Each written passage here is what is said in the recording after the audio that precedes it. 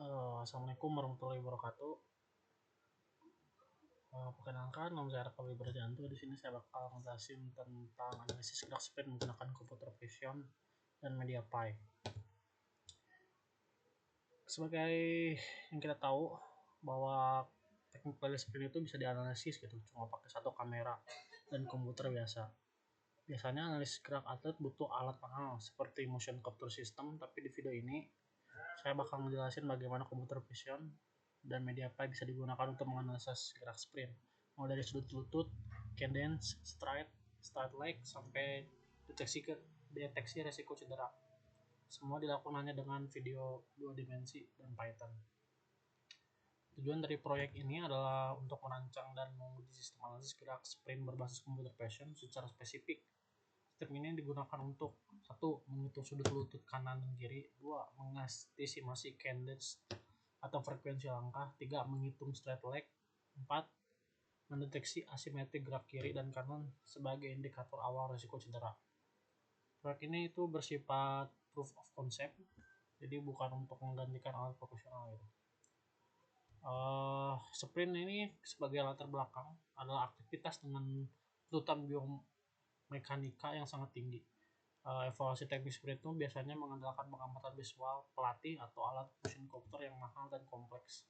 Dengan perkembangan computer vision khususnya di MediaPy POS, kita sekarang bisa mendeteksi titik-titik tubuh manusia secara real time hanya dari satu kamera.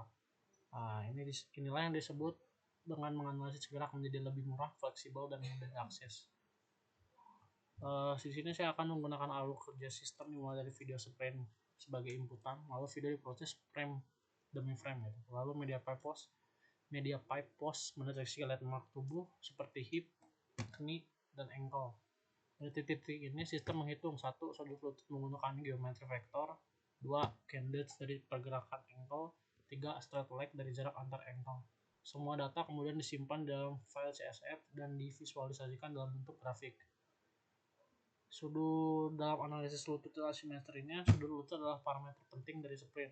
Pada fase knee drive, sudut lutut ideal berada di sekitaran 20 hingga 60 derajat, sedangkan saat push up bisa mencapai 140 sampai 165 derajat.